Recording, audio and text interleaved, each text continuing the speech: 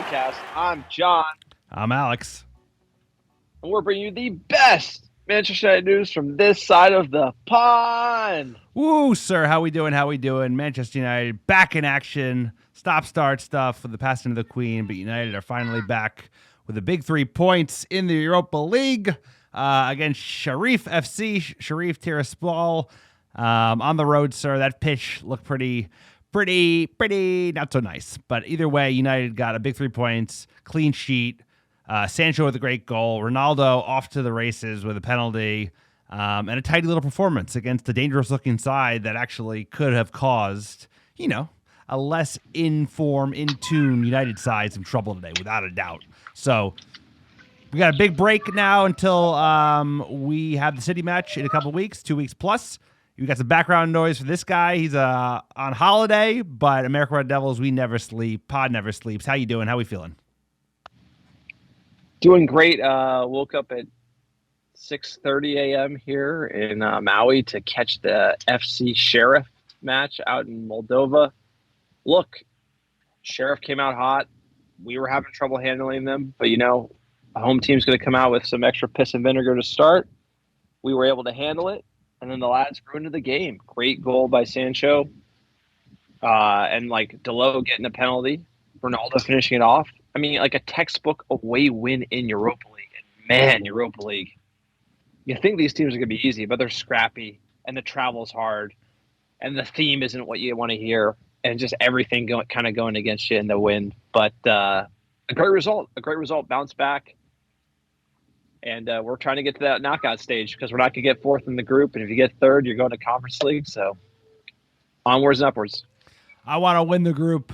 It really should be between, ourselves and Sociedad at the end of the day. But like you said, this could have been a tricky fixture for, a less informed United side, maybe under our previous manager or managers.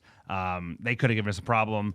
Definitely showed it at some points, but I thought United looked good, got to rotate the squad a little bit in terms of bringing the, probably de facto first team players into the fold. Got to see Casemiro for a half, Scotty McSauce for a half, got to play Malacia out at right, and then bring in Shaw actually for a little bit of some playing time as well. And just more of that Martinez, Varane center back pairing, which has been so good. Eriksen looking absolutely just dialed in. Unbelievable how good of a player he's been. He continued that today. He had a nice assist.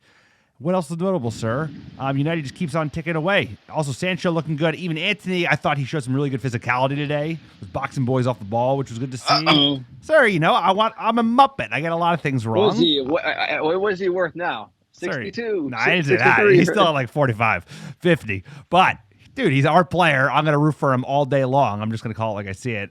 And today, he didn't do too much, but he was working hard, high work rate. And like I said, he was actually muscling guys off the ball, which is good to see because you're going to need to bring that physicality to the Premier League week in, week out, as we obviously know, because Premier League ain't no joke, sir.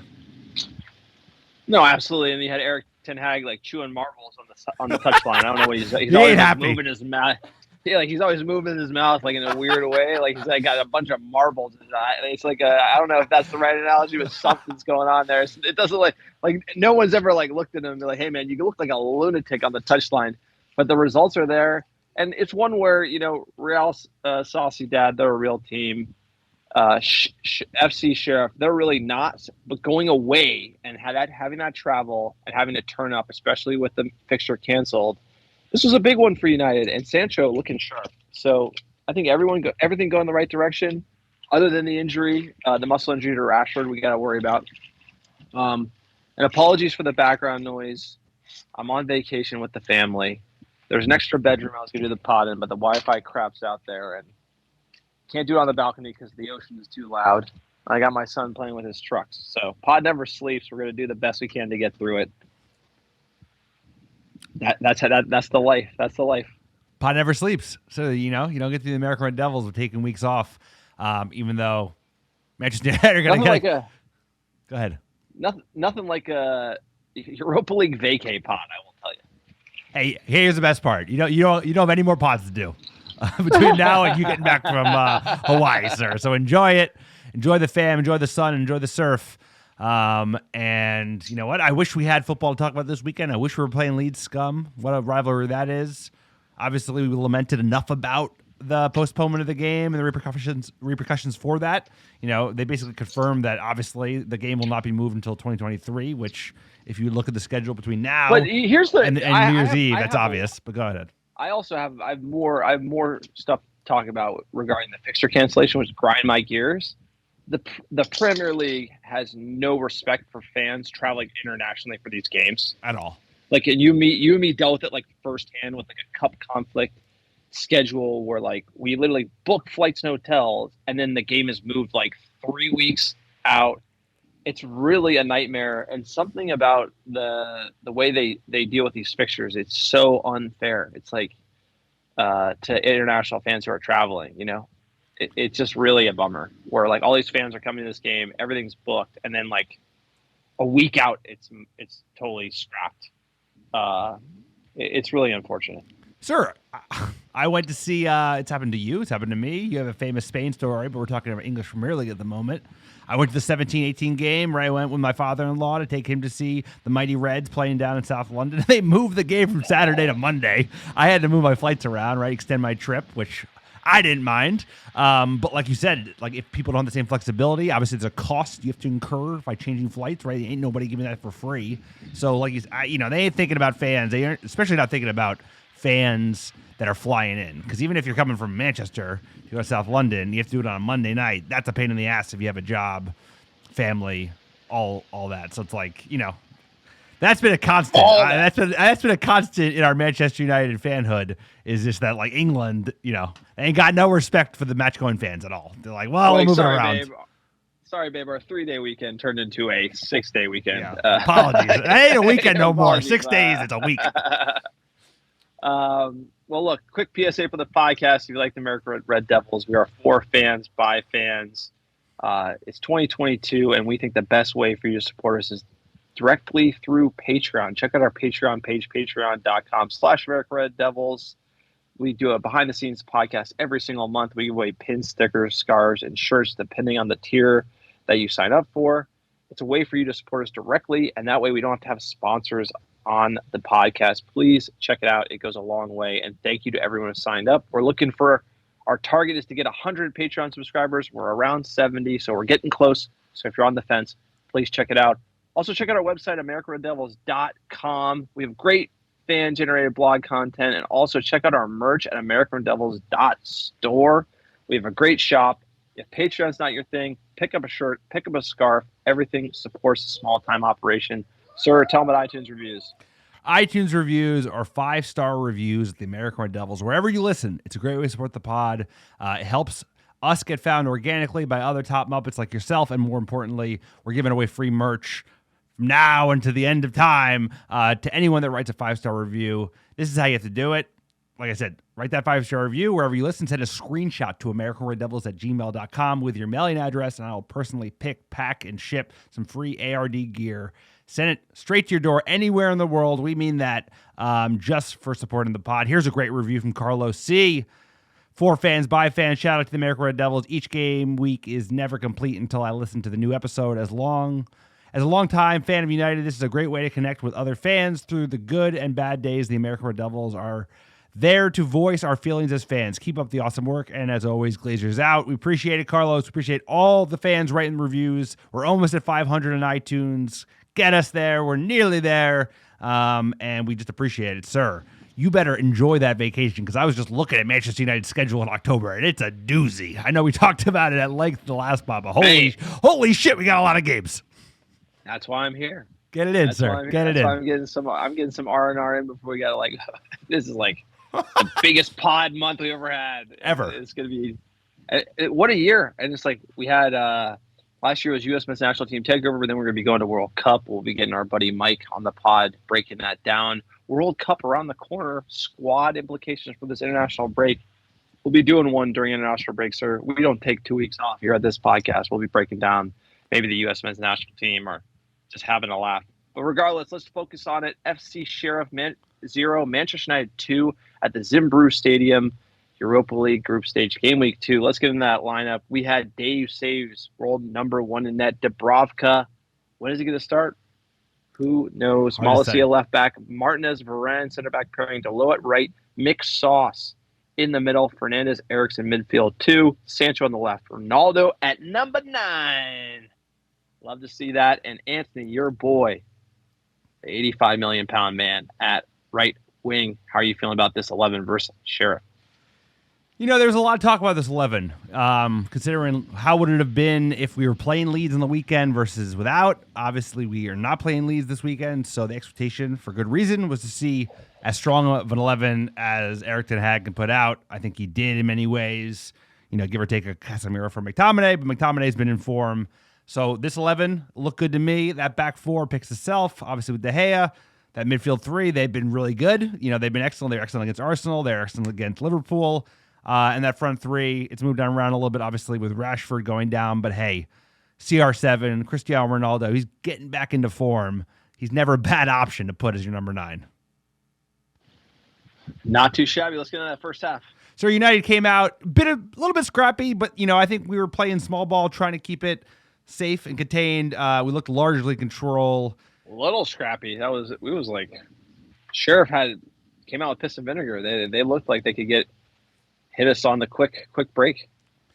Looked to be, like I said, I think a United side a year ago would have gotten maybe conceded on in this first 15, 20 minutes. Didn't even have like that well-defined of a chance. It was certainly scrappy, but I think this team looks a lot more calm on the ball, especially with Martinez and Varane playing at the back.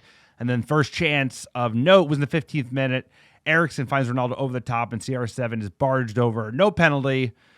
Probably shouldn't have been a penalty, to be fair, but, vintage CR7, like 27-year-old, blast this first time. That's a goal. But a nice ball from Eriksen. He was showing his worth all over the pitch. Eriksen signing in the summer. I mean, just unbelievable player. He absolutely changes our entire team. Without a doubt. Without a doubt, that fee, he's been such a key contributor in this starting 11 and the way Erik ten Hag likes to play, especially without getting his number 1 target in Frankie de Jong. He looks like to be playing that role, sir. Another player who's been showing his best under the new manager. Hey, he didn't get a call up from Gareth Southgate, but that might be a boost for Manchester United. Here was Sancho in the 17th minute. Yes, Eriksen. There's the switch. Here's Sancho! 1-0. Very nicely taken by Jadon Sancho. Manchester United have just stepped up 1 or 2 gears over the last 5 minutes. So the United fans in fine voice in Moldova taking a long trip out, but you know what? United away fans always travel in fourth. But what a great touch! Ball in from Eriksen. Kind of reminiscent of the Liverpool game. Goal for Sancho, takes it down on the right foot, controls it really well, and finishes on his left. They're a challenging team to score against, but it was a nice goal from Sancho, a player who's been in form. And hey, England's loss is our gain, as they say. I mean, what a signing in Eriksen. Obviously, Sancho coming good because of it, because you know what we have in this team now? Mentality. We got balance. We got the mentality, but we got the balance on the left and the right side of attack, right? I mean, we have the dual threat. You got Anthony, you got Delo on the right, you have Malacia, you got Sancho on the left. And oh yeah, by the way, Eriksen likes to play those 1-2s on the left-hand side. Looks absolutely mint. And this is how we're gonna be able to unlock teams that want to sit in and defend. An amazing goal from Jadon Sancho. Yeah, because I think like Sheriff kind of almost felt like we were playing like a mid-level, low-level EPL side. Physical, right? Like they're well organized. Obviously, the dangers in the counterattack, and it just felt like they were willing to sit in. And this could not, could be another match where we had a difficult time breaking them down. You talked about the danger. Where'd you get the Sharif pronunciation from? Is that like you just made that up, or is it not Sheriff, or like? I don't know, sir. I'm just Sheriff. It's in Eastern Europe, I figured I'd put an accent Sharif. On it. No, you say Sharif. Like, where'd you come with Sharif? Like, I think I've been looking at Middle Eastern accommodations all day, in anticipation of our UAE/Qatar trip. I just want to chime in where like all of a sudden Alex is like Sharif. Language is a full contact sport, sir. You know how I feel about it. I had the baby like sleeping in the other room, so I couldn't like turn on the volume. But I think it's Sheriff. I don't know. Somebody Look it up and let these two Muppets know on this podcast. But I interrupted you, sir. What were you saying about us? Hard to say because you interrupted the shit out of me. But all I was saying was that you talked about the dangerous element that Sheriff was offering on the counterattack. In the 22nd minute, we saw that. They had a good chance. Edge of the box, but just wide. Just showing kind of, United can't be switching off or turning off because they offer something on the other end of the pitch. 35th minute, Eriksen again, terrific ball. Puts in from a free kick. Unfortunately, no one got a flick on it. Could have just taken a little bit of a header to put in the back of the net, but showing how dangerous United were. And then again, 37th minute, United break. They were really pushing for that second goal, trying to put the game away. Sancho with a really nice effort, but it's cleared off the line. Close again. Pushing all the way until the 39th minute, or when we got some more action. CR7 ready to make his impact in the 39th minute. Bruno Fernandes, Dalot, and he's claiming a trip there from the fullback Patrick Capozzo.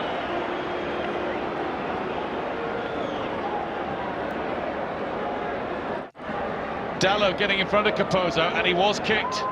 It's good movement from Dalot. He had the pace, he got there first. Another ground for Cristiano Ronaldo to score a goal at. And Ronaldo puts it straight down the middle with feeling.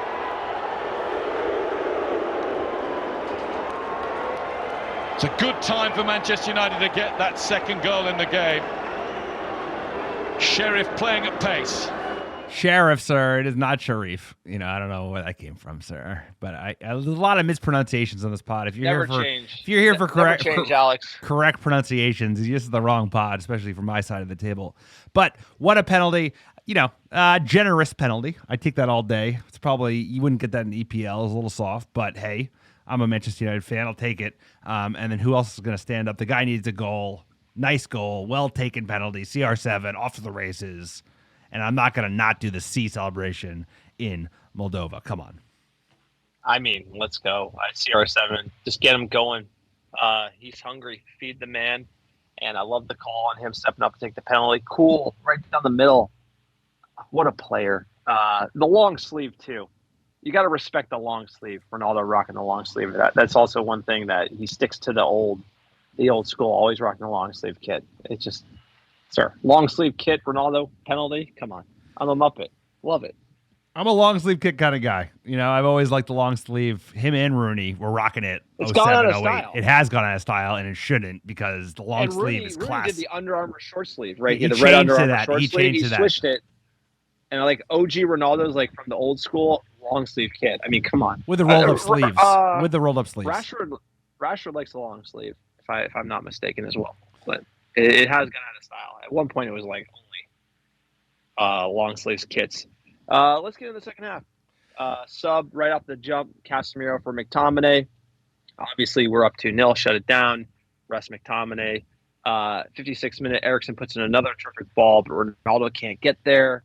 Felt like Ronaldo was just off the mark a little bit on these. He was getting service. Yep.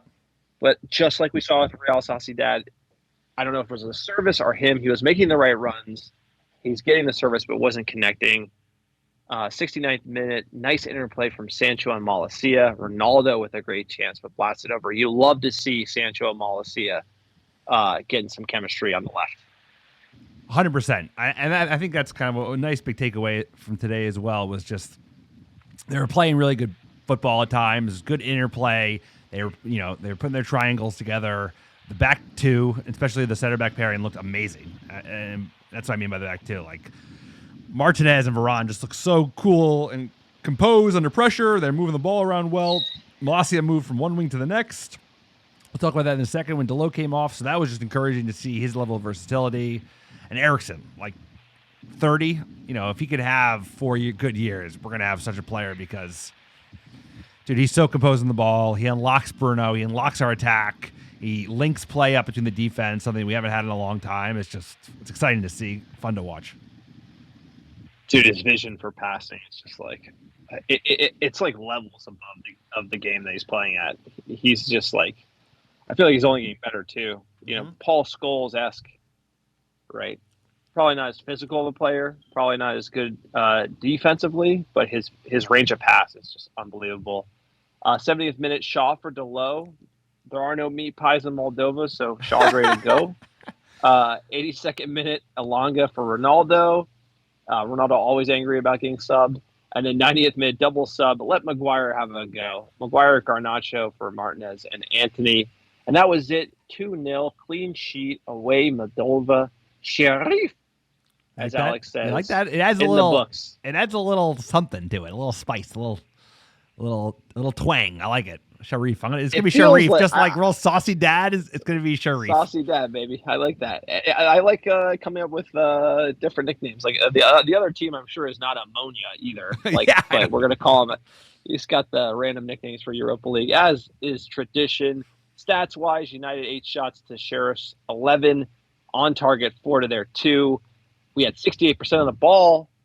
And we had more of the ball. This is what everyone's saying. United, when they have too much more of the ball, they're not going to be able to break a team down and win. And we did today. Checking on the group standings, Saucy Dad in first place. They got 6 points, 2 wins out of 2. They did beat Ammonia. And obviously, Manchester United in second with 3 points. Sheriff in third with 3 points. And Ammonia with 0. So, second in the group. It's going to be interesting playing Saucy Dad away. I mean, that'll be the match. You also are going to have the trap game, right, which is anytime you play Ammonia, because everybody's beating them, you have to keep that going. You also have to beat them. You can't be dropping points like we've seen in other campaigns in Europe over previous seasons. So, this is going to be about rotation. Right now, you can play the first team, no problem, right? You can play Varane, you can play Eriksen, you can play Bruno. But when we have, I think we have 9-10 games in October, and that's when Europa League campaign is going to keep going. That will be the real test for this team when they have to play Maguire and Lindelof and Fred. That's gonna be more. Yeah, there's a serious chance,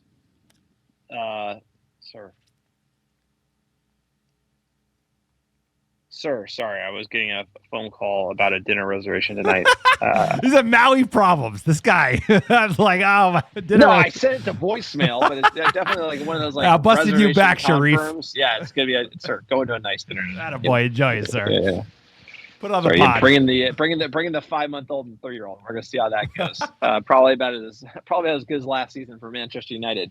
Match reaction: Ronaldo scored his 699th goal of his club career with Sheriff Tiraspol as the 124 side he has netted against in all competitions. It was also the first time he scored in the Europa League. Special times ahead for Ronaldo in this competition.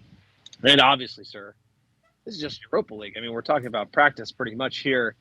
We got a next match. It's against the big boys. It is the derby, Manchester United versus Manchester City. How are you feeling about this game?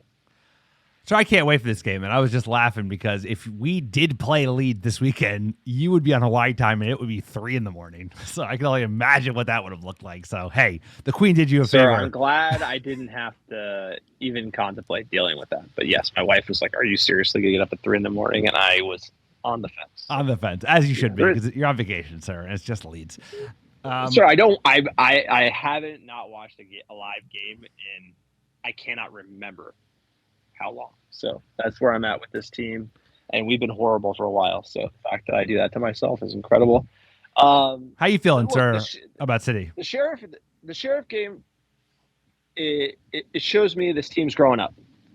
It's like we go away, we do the business professionally, get it done, on to the next one. Right now, we got this 2 weeks. We should have had some games. We didn't have them, but I feel like the team is in a really good spot. The issue with this team is the rotation, right? So there's always like levels to the Premier League. And, you can see Fergie dealing with it in his time when you're a really good team and you're playing a lot of competitions. Which ones do you prioritize? How do you deal? Against Shitty, I bet you we play well. It's going to be the remaining games in October where there's like 9 games in a month, and we have Europa League, and we have to rotate heavy, that we're going to not look good, right? So Ten Hag is going to just basically say, F Europa League, I have to go for the league. And I hope it's clear in how he deals with it, because ultimately, we saw how we played against Saucy Dad when we had to rotate, and we looked bad. And so I imagine you're going to see us play well in the league, play bad in Europa League. And hopefully Ten Hag, he's learned on the job, so he's got to know who he can pull up from like the under 21s to get in this team, and like Iqbal on the bench. I think that's great. Like that type of mentality, next man up. Let's see who can do it to try to get something out. Worst case scenario, we finish third, we go to conference. That to me can't happen. But there's a really good chance it could be with this October month. So with City, I think we're going to in for a match. The only downside against City is you're going to see like Holland jumping for a header, like dragging his nuts on like Martinez's head and like dunking it in the net. Like that, it could go like that and be like 4-1, Yeah, like there's no, like we could play well and still get the shit kicked out of us by City. Like Holland, like jumping over, like the highlight reels in the NBA where the guy like score that goal? It, and he dunks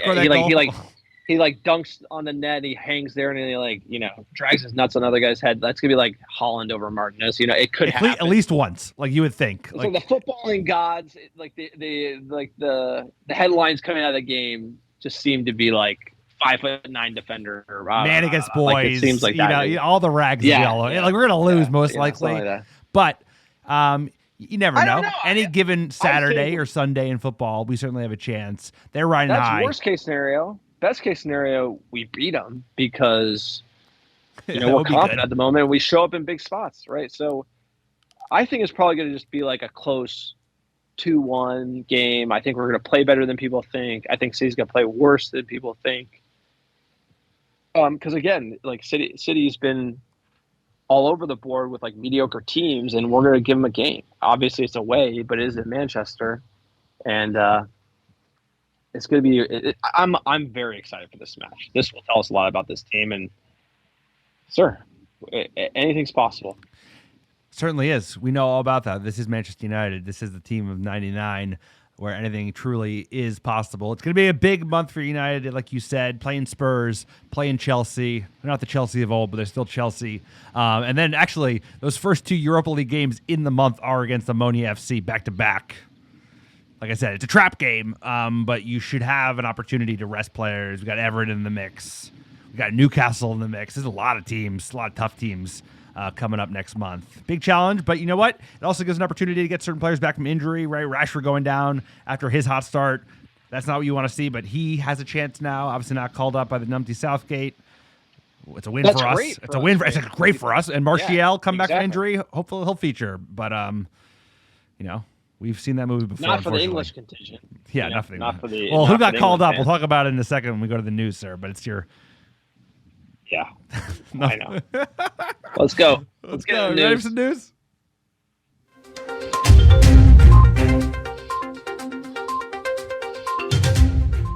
United in the news. All right, first article here. It's heating up. There's more news about the Glazer takeover here. Sir Jim Ratcliffe wants to bring in PSG chief Luis Campos to Manchester United if his takeover bid is successful, with the British billionaire already making plans after revealing he's interested in buying out the Glazers at Old Trafford. This is interesting, right? You have Todd Bowley running his mouth, which we'll get to, and then we have Sir Jim Ratcliffe circling here, thinking about who he would put in place to run this team. Please tell me this is true. That's all I gotta say about Ratcliffe. Like, he seems like the best buyer versus like, Dubai Sovereign Wealth Fund or, insert Tesla CEO here. I think Ratcliffe is the guy to do it. He has experience in sport with F1, Manchester United fan. He understands what this club means to Manchester. Also, I think there's a benefit in him being English born and just, growing up with this club. I think so too. Rich guy's a rich guy to some extent, right? I mean, you're already seeing. We'll talk about Bowley in a second. He has some comparisons to Glazers just in terms of the approach. But you having someone that kind of respects the English game, the pyramid. They actually enjoy the relegation promotion thing and see how beautiful that is for the sport, because it truly is. And that's why the league is so exciting. And that's why football is so exciting. What do you think about this, sir? It's been kind of quiet, as it was always going to be with a. Type of takeover bid being rumored around. The fact that there's a name being circulated, that could just be nothing. That could be Campos smoke. I mean, he did just recently join PSG after they ousted their last DOF. So either way, he would be the man. I would have to agree with you, right? Beats the names that have been touted in the Middle East. It beats probably even like an American private equity fund because Jim is a fan. I think he's got a long-term vision for the club. I think he would respect what Manchester United represents both to the fans and to the country as a whole and to the greater public, people like ourselves who are Americans and love the club. And also I think he's got like the temperament and vision to take it to the next place because there's money to be spent. The money that we've even spent, if it was spent smartly, we'd be in a much better position over the last 10 years than where we are today. And I just think it takes them a little bit more craft, a little bit more intelligence about like how to run any kind of organization, be it a football club or a steel company or a private equity company.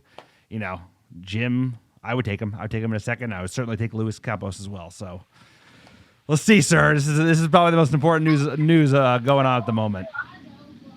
The good news is like the slow percolation about these rumors. Like you're hearing it from the buy side, like Dubai's interested, that's coming from Ben. Ratcliffe interested, that's coming from him.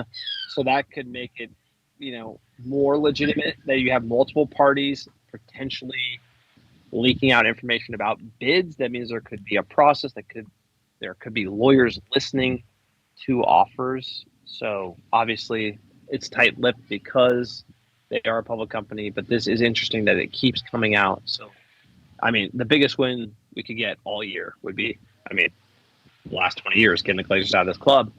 Next bit of news from the Mail. The big, shocking England team news. Obviously, we're U.S. men's national team fans till we die here on this podcast, being the American Red Devils. But the England news impacts Manchester United because, unfortunately, there are no Americans playing for Manchester United. Tons of English players. Maguire makes the team. And obviously, this isn't the World Cup team, but this is the last bit of fixtures before the World Cup. So, I think it's 28-man or 30-man roster. The coach can bring in as many players as he wants, and he has to cut it down. So this is most likely the team that's going to be whittled down to the final squad going to Qatar, and Maguire is a part of it. Unbelievable. Sancho isn't, Rashford isn't, and everyone's like freaking out. And it's just like, have you seen Gareth Southgate? Have you seen this guy? This guy is just going to bottle. All you got to know is that Maguire's the worst defender. He's finished, and he's picking him to go to the World Cup. That's all you got to know. That's all you need to know about Gareth Southgate. He's going to let Maguire sink the ship, and he wants him to. Arguably, England should have probably been in 2 finals. They were in 1, and they arguably should have won one major European trophy, and I would blame Southgate on it because he had Ole Gunnar Solskjaer leprechaun suit vibes in the final. By the way, it's in England. And he went for the tie, and he put in people who didn't play to take the penalties.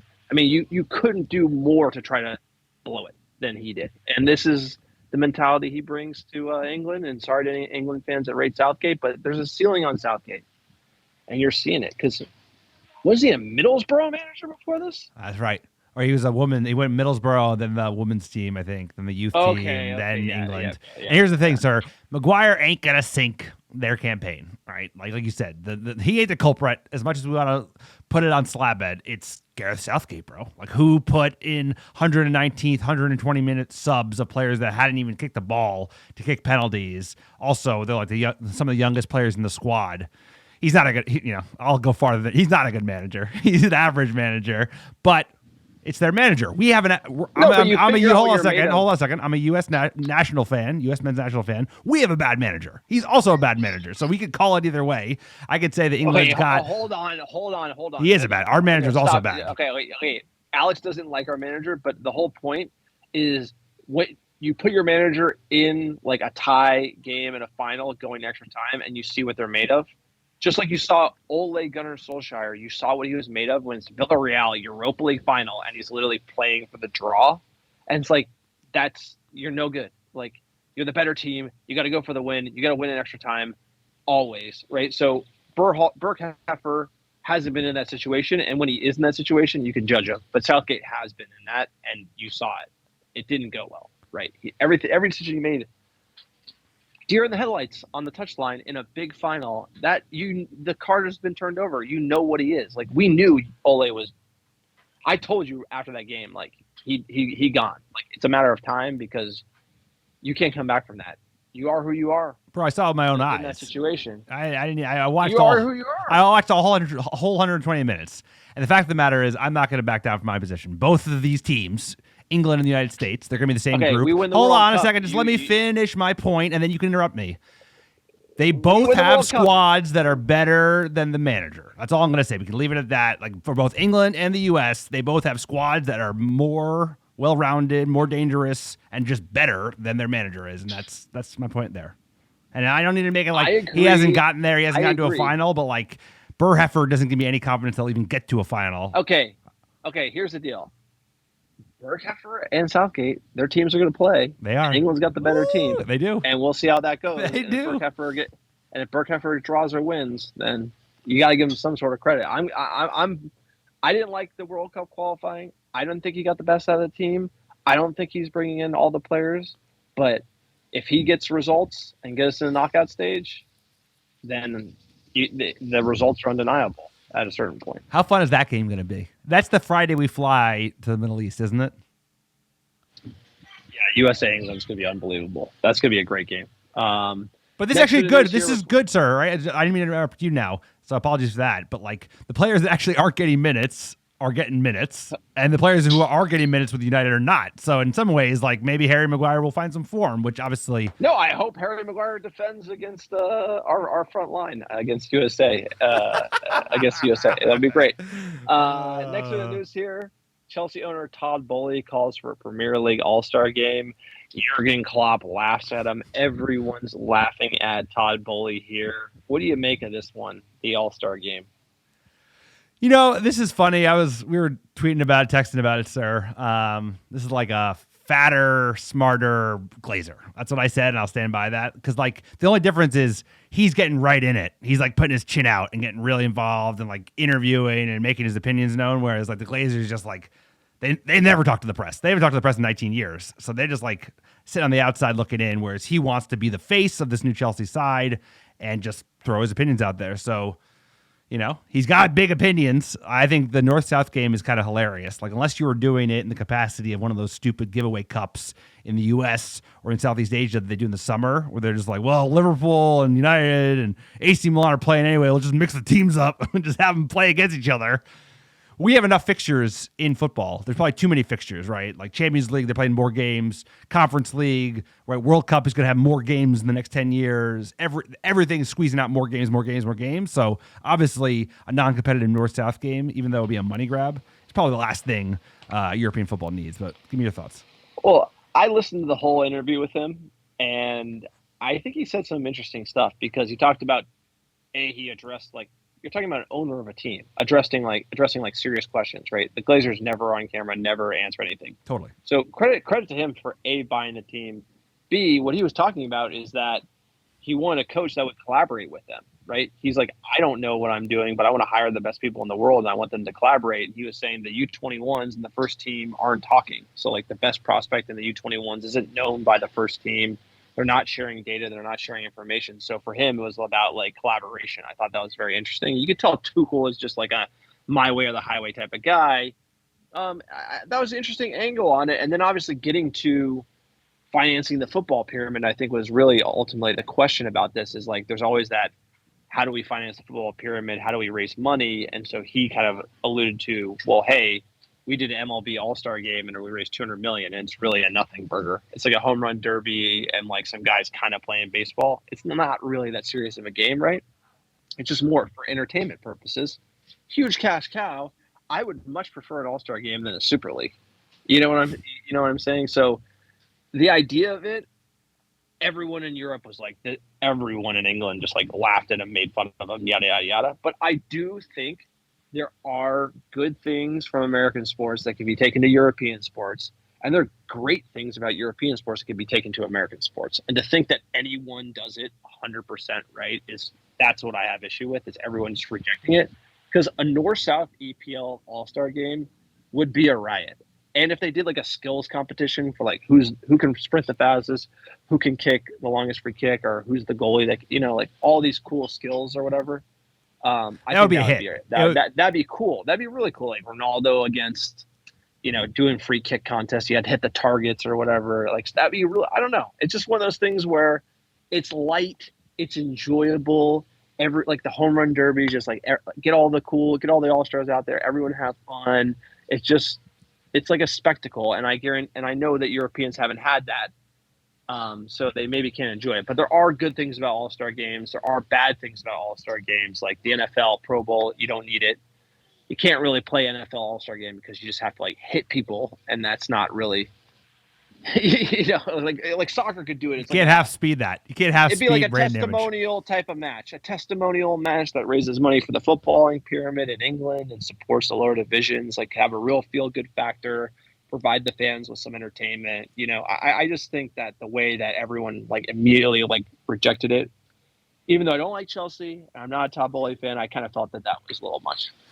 Well, you got to be able to read the room, and that's a bold take. And at the end of the day, it's like there's a distinction that has to be made between European soccer and every sport that exists in the United States of America, and that is only European soccer goes on for 10 months of the year, and the others do not. Not a single sport in USA does. So, like, baseball's close. No, it's not close because they have at least 6 months off. But it's but they're like walking around, bro. I went to a baseball game yesterday. It's like they're barely running. It's baseball. It's baseball. No, I'm not arguing that. I'm not arguing playing baseball is intense. I just think that's it. It's like there's no time. There's already too many matches, and I do agree. Like you could maybe raise money. Well, you could look at the TV rights because there's probably plenty of money to go around, and EPL teams are making loads of cash. But from a Muppet standpoint, if there were fewer games anyway, and less like replays in the FA Cup second round and Carabao Cup, it would be a laugh to see. But it's just like, where do you stick it? Because dude, we're doing a Winter World Cup, and there are countries bidding for another Winter World Cup in only 8 short years. So it's like they're never going to lower the games and matches. So this could actually happen, and eventually they're going to be playing games like internationally, sir. They're going to be playing like Spurs versus West Ham in Newark, right? Like that's coming. But they should. I think they should do that. I think that should be coming. Just like the NFL does it in England, and it's been a success. Like there's a global audience for the English Premier League, and I do think in probably 20 years in the future, you're going to be seeing a lot of games being played. Like there's going to be EPL games played in Asia. There's going to be EPL games played in the United States, 100%. Other parts of Europe, like 100% that is coming. But you also need to understand that change is good. The Premier League was change. Like the way we got to the league that we know and love, it was change. And obviously Super League bad, but like other changes can be good. And All-Star game, I'm not advocating for it. I'm just saying it's worth a thought if we're trying to raise money for the footballing pyramid. Let's jump into the fan questions here.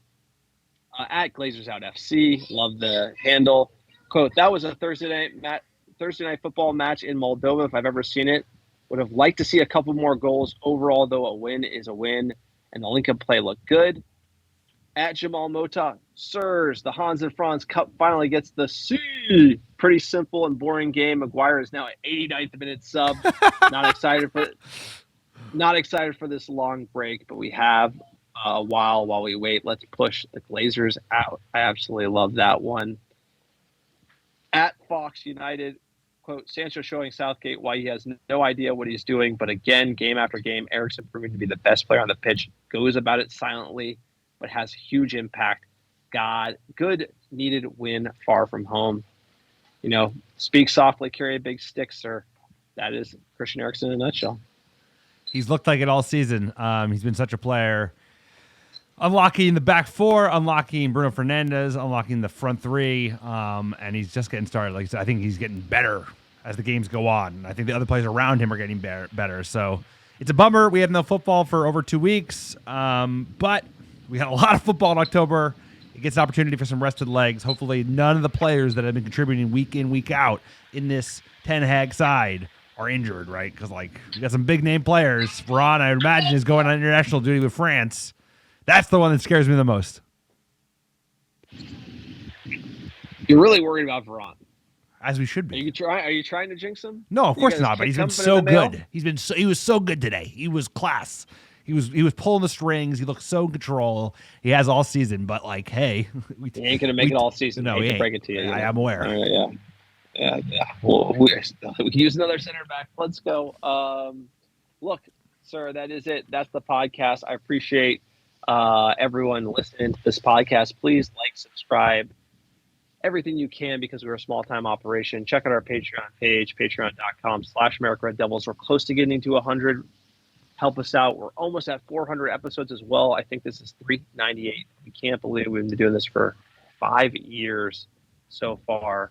Also, check out our website, AmericaRedDevils.com and AmericaRedDevils.store. Grab a scarf, grab a shirt. Everything you buy helps support this small-time operation. Sir, you got the top 10 downloads the last 7 days? You know it. Number one, how you doing? Visalia, California, Alpharetta, Georgia, Middleton, Ohio, Phoenix, Arizona, Las Vegas, Nevada, London, UK. Enjoy that queue to see the Queen. Beaverton, Oregon, Bellingham, Washington, New York, and Hardnosand, Sweden. Appreciate all the American Devils listening week in, week out. We couldn't do it without you. We're not going anywhere, sir. We got City preview coming up. We got international break. We got USA on the road. What, I don't know. Is it National Leagues? I don't even know what it is, but it's international break coming up around the corner. This guy's on vacation, sir. I hope you're having a great one. International break. You know, I only take vacation during international break. For the pod schedule, housekeeping, we'll get you a pod probably next Thursday or Friday, catching up on international break, and then we'll get you a shitty preview the following week. So the America Devils, we never sleep. We will be getting you a pod probably next Thursday or Friday, and then the following week to break down the shitty match. Cannot wait. That's going to be a huge derby. It's going to be a big one. I think we can win it. I'm feeling confident. I like that confidence. Let's carry it into international break. Whew. Big games coming in thick and fast in October. Can't wait, sir. All right, you got a song to take us out? You know it. We're kicking it old school, kicking it blue. Hope everybody enjoys their week, enjoys the weekend, and we'll talk to you soon.